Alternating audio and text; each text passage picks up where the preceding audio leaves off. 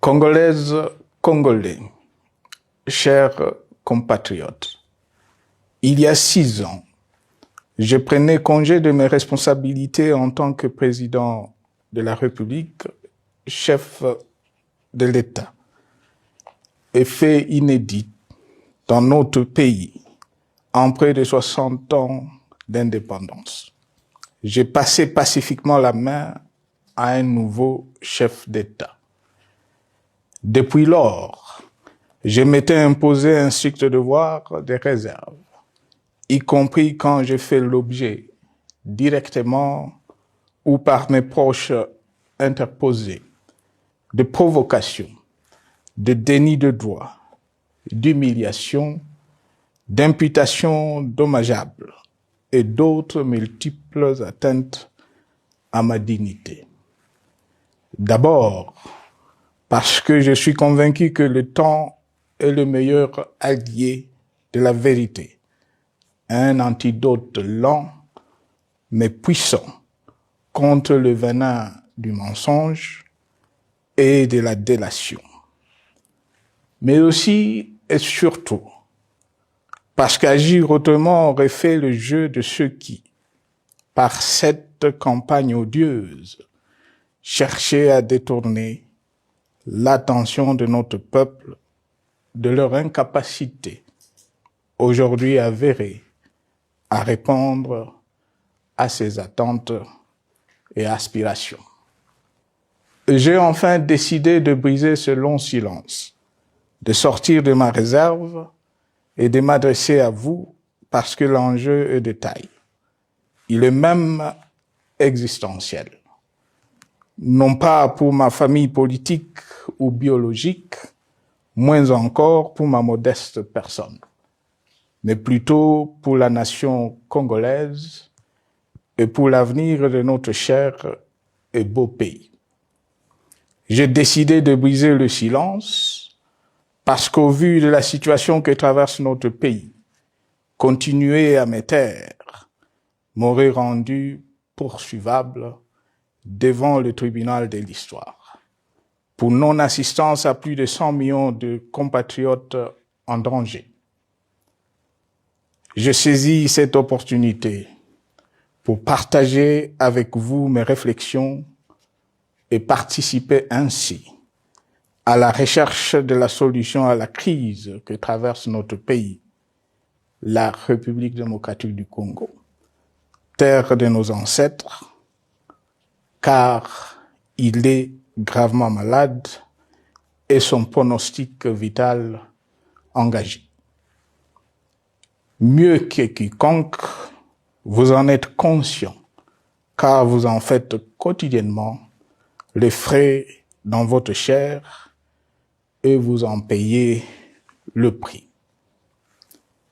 Mes chers compatriotes, vu l'importance stratégique de notre pays et le rôle qu'il est appelé à jouer, j'avais, de l'avènement au pouvoir du chef de l'État actuel, conclu avec lui un accord donnant naissance à la coalition entre nos forces politiques respectives. À propos de cet accord, beaucoup de contre-vérités ont été dites, y compris, fort malheureusement, par celui qui est censé connaître la vérité, parce qu'en étant l'un de 2 principaux signataires. En attendant qu'au moment opportun, la vérité soit rétablie, preuve irréfutable à l'appui, permettez-moi pour l'instant d'affirmer qu'en ce qui me concerne, la conclusion de cet accord n'avait pour seule motivation que l'intérêt supérieur de la nation. Par cet accord de mutualisation de forces, j'entendais en effet permettre à mon successeur d'exercer dans la direction des affaires de l'État plus de pouvoir effectif que ce que la faible représentation de sa famille politique au sein de la nouvelle Assemblée nationale était en droit de lui conférer. Je voulais par ailleurs faciliter le fonctionnement harmonieux des institutions et éviter à la nation, comme à notre jeune démocratie, d'éventuelles crises politiques qui leur auraient été fatales. Cette première alternance pacifique et civilisée à la tête du pays avait suscité d'autant plus d'espoir qu'en janvier 2019, notre pays s'est trouvé en bien meilleur état qu'au moment de ma propre accession à la magistrature suprême en janvier 2001. Alors que j'avais trouvé un pays au bord de l'implosion, miné par une longue dictature et des guerres, sans institutions républicaines, économiquement en faillite et socialement déchiré. Bref, un pays dont l'incertitude de lendemain menaçait la stabilité de toute la région. Le 24 janvier 2019, j'avais en effet légué un bien meilleur héritage à mon successeur, à savoir un pays réunifié, largement pacifié et dont les limites territoriales correspondaient exactement à celles qu'elles étaient au 30 juin 1960. Une nation reconstituée, réconciliée et fière de sa diversité. Un État doté d'une constitution progressiste et des institutions fonctionnant harmonieusement. Une économie dynamique et résiliente et débarrassée du fardeau de la dette hérité de régimes antérieurs, du fait de multiples réformes structurelles engagées. Une armée nationale républicaine de plus en plus professionnelle et capable de relever le défi de la défense de l'intégrité du territoire national. Une démocratie en constante consolidation, avec notamment l'organisation sur fonds propres d'un troisième cycle électoral. Le cœur serré, je constate qu'à peine 6 ans après, ce bel héritage en indivision, légué à l'ensemble de notre peuple, a été complètement dilapidé par celui qui en avait reçu la garde. Que notre pays offre un spectacle de plus désolant et qu'il suscite d'autant plus de désespoir au sein de notre peuple et de pitié et de moquerie à travers le monde, que l'inconscience de ses dirigeants ne permet aucun espoir de redressement. Cette détérioration rapide de la situation générale du pays est principalement due à l'inverse du pouvoir sans limite. Le nouveau dirigeant s'illustre en effet par une série de remises en cause, reniements et violations intentionnelles de la Constitution, avec en toile de fond la volonté irrésistible de concentrer tout le pouvoir entre les mains d'un seul homme, au mépris du pacte qui cimentait la cohésion de notre peuple. Le premier acte de remise en question de ce pacte républicain, véritable socle de stabilité et de cohésion nationale, a consisté à violer délibérément la Constitution et les lois pertinentes lors du premier remaniement de la Cour constitutionnelle par le président de la République. La violation de ce texte juridique, fondement de tout état de droit, pour de simples raisons de confort politique est devenue depuis lors une marque distinctive de la gouvernance de notre pays. Dans le même esprit, en décembre 2020, il fut organisé un coup d'État institutionnel à la suite du renversement en pleine mandature d'une majorité parlementaire, pourtant dévolue par le peuple souverain, ainsi que le gouvernement qui en était issu. S'en sont ainsi suivis la nomination illégale de membres de la Commission électorale nationale indépendante, ainsi que le simulacre des élections de décembre 2023, organisées en violation du cadre juridique et de normes internationales pertinentes, qui, par une ampleur sans précédent de la fraude, ont amplifié l'illégitimité des institutions et de leurs animateurs. Le coup de grâce a été donné par l'annonce du projet de changement de la Constitution, un projet dont la réalisation liquiderait totalement le consensus national de Sun City. Les conséquences négatives de cette gouvernance non orthodoxe sont pour le moins stupéfiantes. Le pays est ainsi devenu un espace de non-droit. La République a cessé d'être démocratique et la volonté du chef de l'État tient désormais lieu de loi suprême, supplantant la Constitution et les lois. En revanche, érigé en politique du gouvernement, le populisme et la démagogie, le mensonge et l'arrogance, la discrimination et la stigmatisation de certaines composantes de notre peuple, l'institutionnalisation du tribalisme et du népotisme,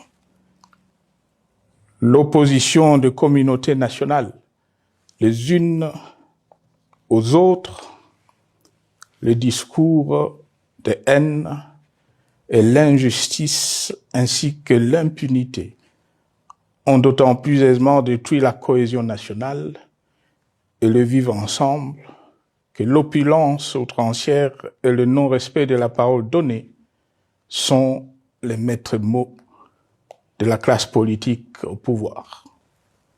Ce qui a rendu le pays fragile et donc vulnérable. Plus grave, le repli identitaire, dangereux pour l'édification de toute nation, a refait surface, avec ses vieux démons dont l'intolérance et la division est circonstance aggravante.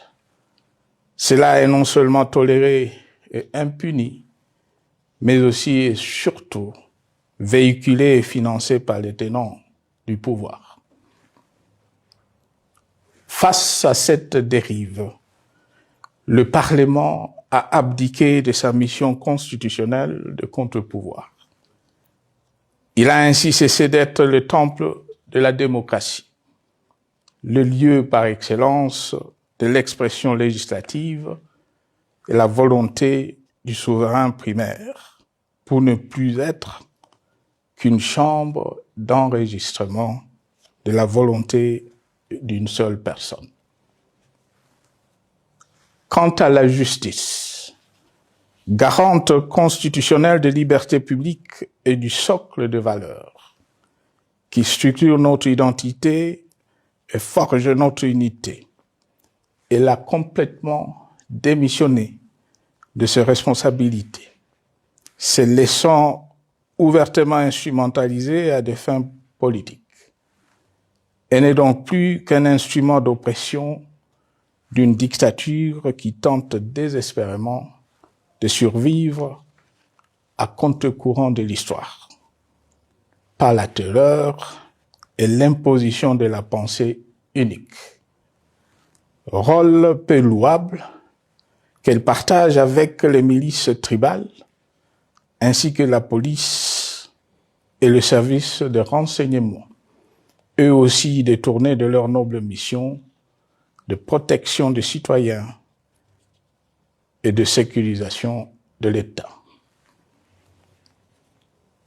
Sur le plan économique, la situation est de plus inquiétante.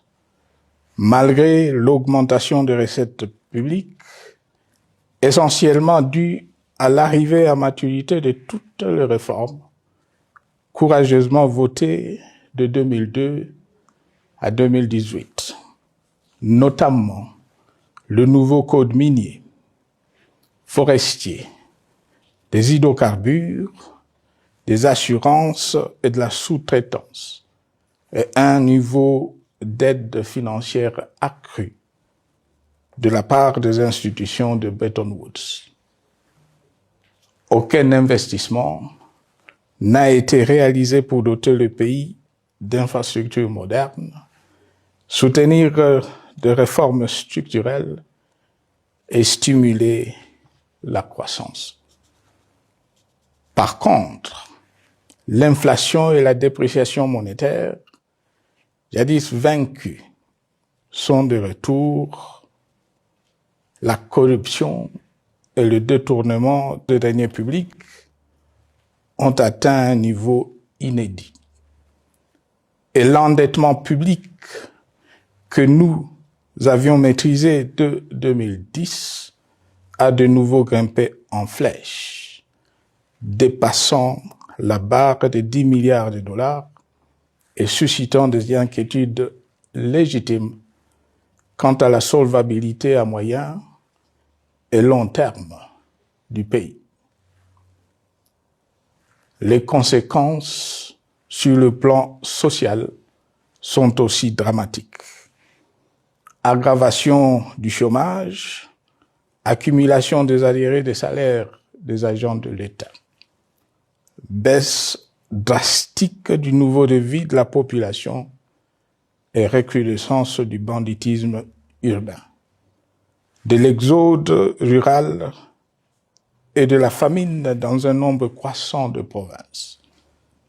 Les Congolais sont désormais en proie à une véritable angoisse existentielle. Parmi les victimes résignées de ce gâchis se trouve en bonne place notre jeunesse, qui a été pourtant de tout le combat démocratique et qui a beaucoup cru aux vertus de l'alternance pacifique.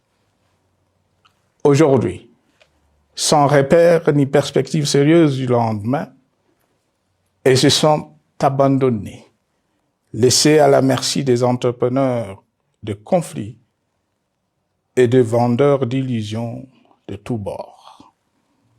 Rien de ce qui lui a été promis depuis 6 ans n'a été réalisé. À cette jeunesse désabusée, comme à l'ensemble de notre peuple, nous tenons à donner une assurance.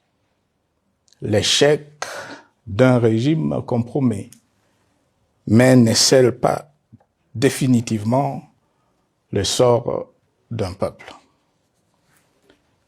Mes chers compatriotes, s'agissant de la situation sécuritaire, dans les grandes agglomérations comme dans nos campagnes, elle est partout plus que préoccupante. C'est le cas notamment au nord Kivu, au sud Kivu, en Ituri, au Maniema, au Tanganyika, au Katanga et au Mai-Ndombe, province pourtant voisine de Kinshasa, capitale du pays et siège des institutions. Le sang de nos compatriotes civils et militaires, valeureux officiers et soldats des rangs, mais aussi députés, éminents membres de la société civile ou de partis politiques, a ainsi abondamment et gratuitement coulé. Du fait de l'intolérance, du cynisme, voire pire, d'un terrorisme d'État pratiqué dans un seul et unique dessein, l'abus du pouvoir pour le pouvoir. C'est le cas, entre autres, de plusieurs centaines de détenus du centre pénitentiaire de rééducation de Makala, sauvagement abattus dans la nuit du 1er au 2 septembre 2024, victimes sans défense d'un crime incontestable contre l'humanité, à ce jour resté impuni. Il en est de même de membres de la secte mystico-religieuse Wazalendo de Goma, de jeunes de la Junafek à Lubumbashi et du massacre des adeptes de l'église Mbidi à Kilwa. Cette déliquescence de la situation sécuritaire est due à la mauvaise gouvernance du pays, qui dans ces secteurs est aujourd'hui caractérisée par une formation militaire bâclée, des recrutements et mises en place ethniquement motivés, ainsi que par l'emprisonnement sans jugement, aussi bien de plusieurs militaires et officiers de haut rang que des agents de l'ordre et de sécurité, majoritairement swahiliphones. Bien plus, à l'armée nationale, bouclier de la nation, instrument de préservation de l'indépendance nationale et de l'intégrité territoriale, il a été substitué de bandes de mercenaires, de groupes armés, de milices tribales et de forces armées étrangères, qui ont non seulement montré leurs limites, mais aussi enfoncé le pays dans un chaos indescriptible. L'État a ainsi perdu le monopole de la violence légitime en sous-traitant aux groupes armés, autrefois maîtrisés, le maintien de l'ordre public et de la tranquillité nationale.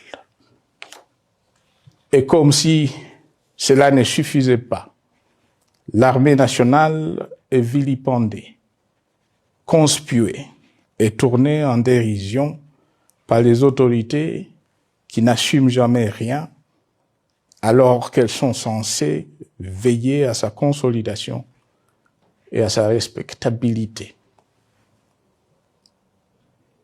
Pour les avoir formés, commandés et conduits au front, je connais nos soldats, boucs émissaires aujourd'hui de toutes les contre-performances enregistrées sur les champs de bataille.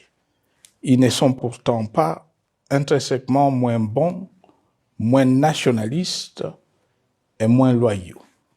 Ce qui a changé entre-temps, c'est la qualité du commandement et de leur prise en charge.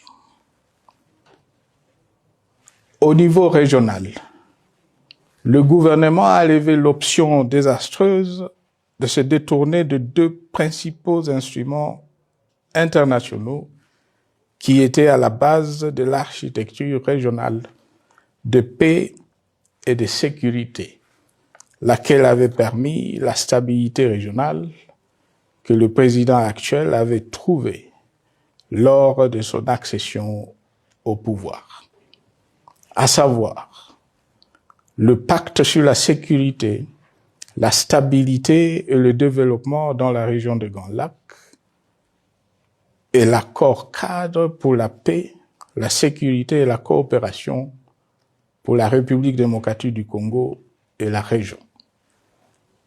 Plus grave encore, en faisant de forces négatives, les FDLR, ainsi que des centaines de groupes armés congolais, des supplétifs des forces armées de la République démocratique du Congo, le gouvernement a ouvert la voie à la régionalisation du conflit, avec des conséquences inévitables sur la stabilité de la région.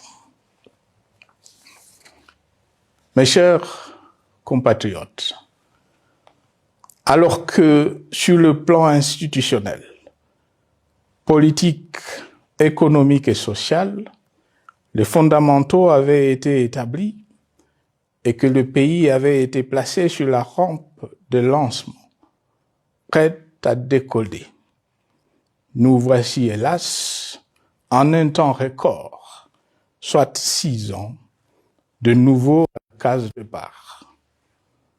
Seul d'un État failli, divisé, désintégré, au bord de l'implosion, inscrit en bonne place au palmarès de pays pauvres, le plus corrompu et très endetté.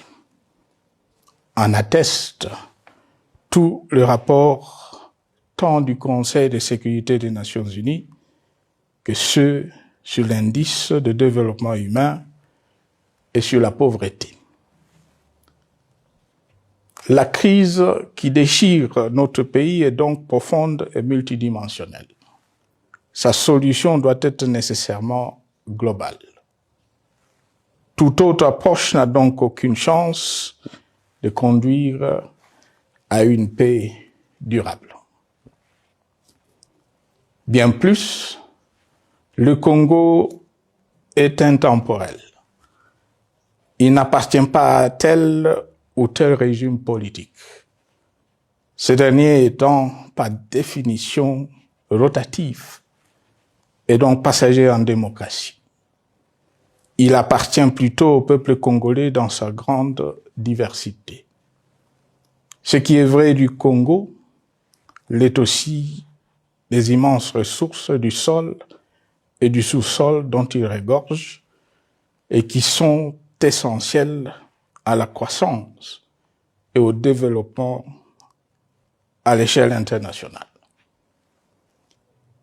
Que tous, au pays comme à travers le monde, en tiennent compte et qu'ils inscrivent leurs projets dans une perspective qui privilégie l'intérêt du Congo et des Congolais, plutôt que celui de ceux qui, à un moment ou à un autre, dirigent le pays.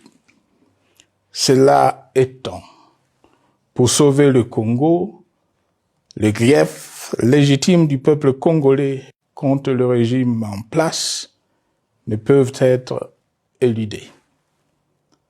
Ils doivent plutôt être pris en compte. La dictature doit prendre fin et la démocratie, tout comme la bonne gouvernance économique et sociale, doivent être restaurées. Car, comme en témoigne l'histoire, il ne peut y avoir de solution sécuritaire définitive sans solution politique sincère. Sinon, il y aura de nouvelles vagues de convulsions politiques, de troubles à la paix, d'insécurité, d'instabilité institutionnelle, de conflits armés et de guerres civiles. Perspective qu'en toute responsabilité, nous, Congolais, ne pouvons plus nous permettre. Il est dès lors vital que les multiples initiatives de recherche de la paix, Luanda, Nairobi, EAC SADC, l'Union africaine, Doha et Washington, que nous accueillons favorablement, les considérant comme autant de signes de compassion et de solidarité à notre peuple, soient conscientes de cette exigence. Qu'elles accordent aux Congolais à la fois maîtres de leur destin et premières victimes de cette crise la place centrale qui leur revient de droit, aussi bien dans le diagnostic du mal dont souffre le pays que dans la prescription du traitement dont il a besoin pour en guérir définitivement. Il convient de noter à ce sujet que le gouvernement de Kinshasa s'est enfin résolu à se mettre autour d'une même table avec l'AFC M23 depuis plusieurs semaines à Doha, même si, bizarrement, il continue à considérer comme un crime le fait que les autres Congolais se parlent entre eux. C'est le lieu pour moi de saluer la démarche des évêques de la CENCO et de l'ECC, qui a le mérite de n'exclure du débat aucun sujet, ni aucun de nos compatriotes. Sans être parfaite, cette initiative conjointe des Églises mérite le soutien et, si nécessaire, des enrichissements de la part de notre peuple.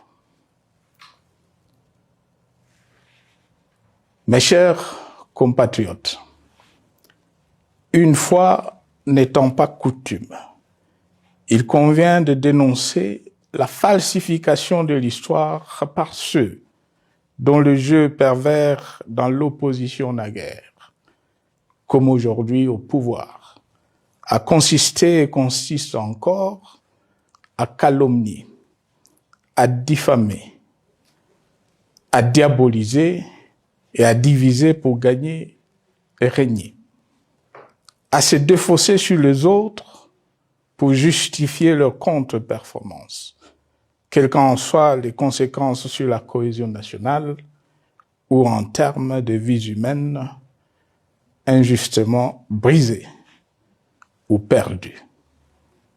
Une preuve, s'il en fallait encore, vient de nous en être donnée une fois de plus.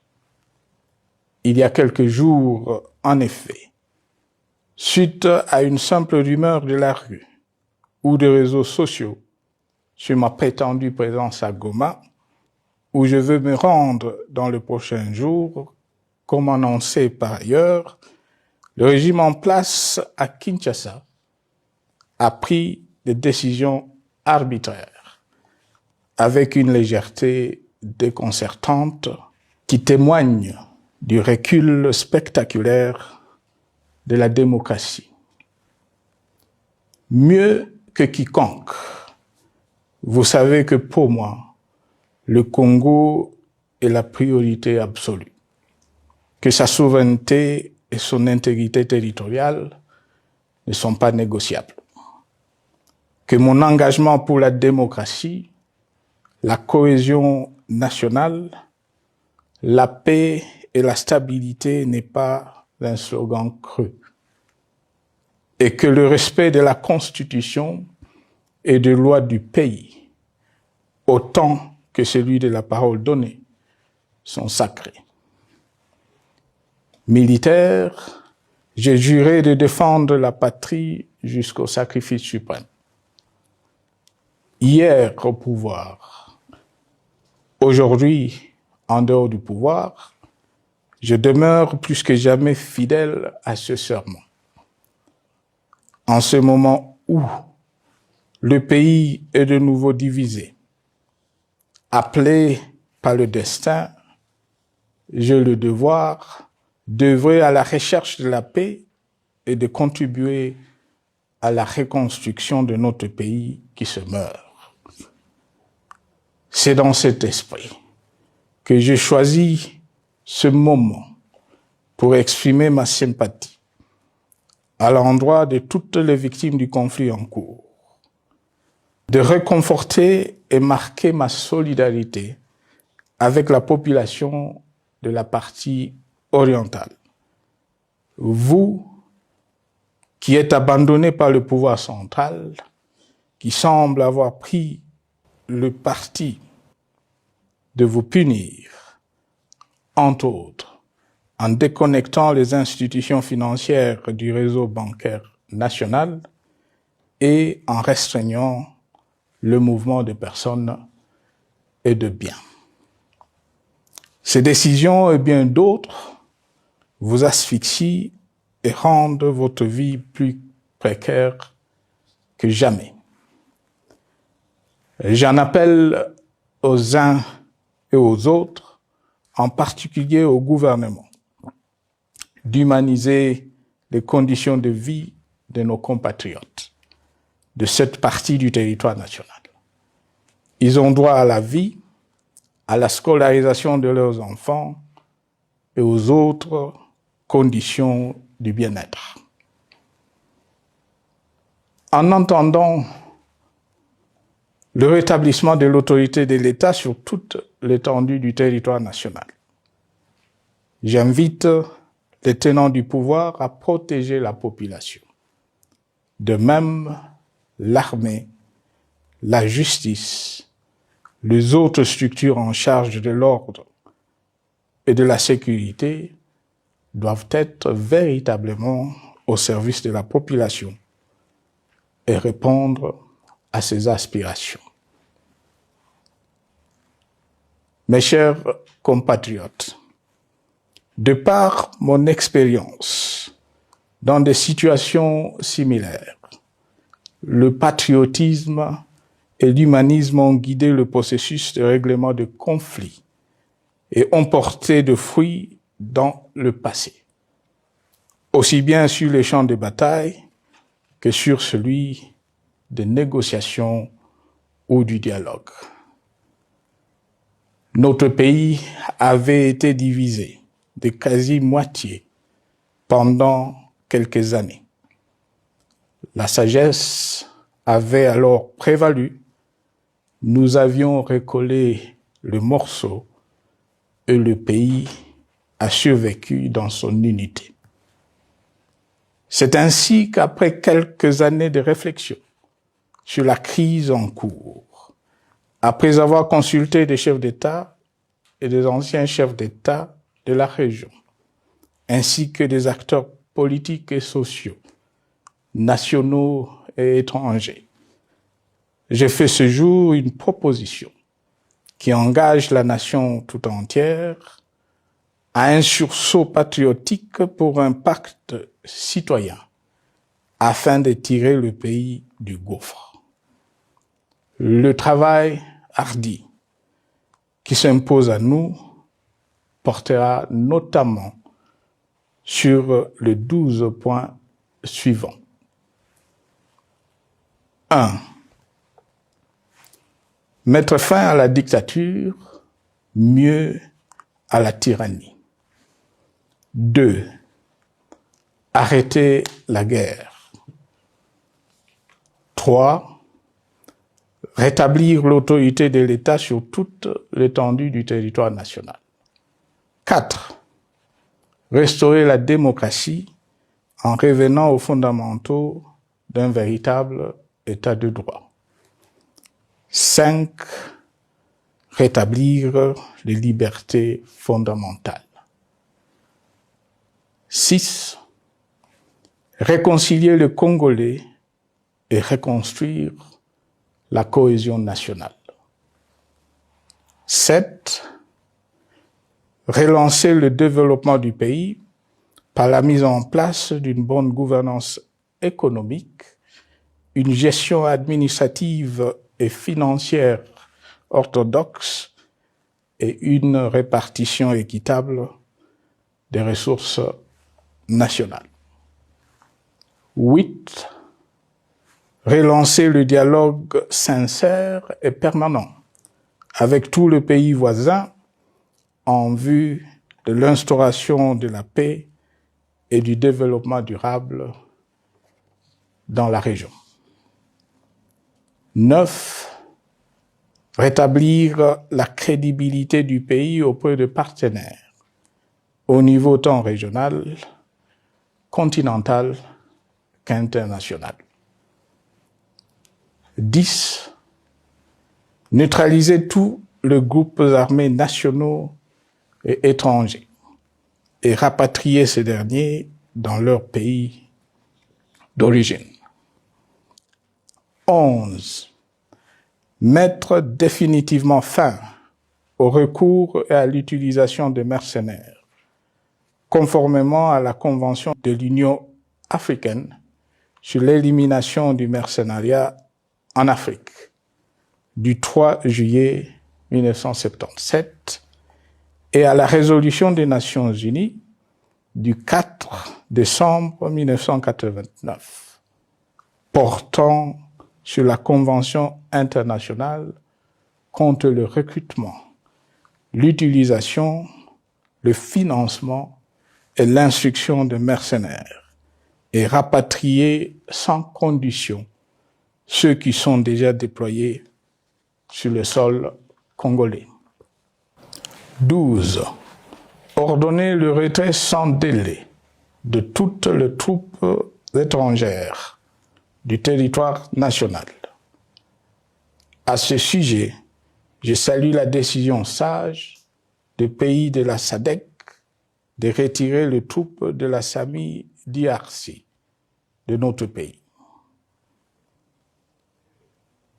Vu l'immensité de la tâche ainsi décrite, je lance un appel solennel à tous les Congolais, sans distinction de sexe, d'ethnie, d'âge, de classe sociale, de zone géographique ou d'appartenance politique, qui aiment passionnément le Congo, qui sont prêts à tous les sacrifices, qui adhèrent sans réserve au pacte républicain de Sun City et qui tiennent au respect de la Constitution du 18 février 2006, à se dire autour de ces objectifs.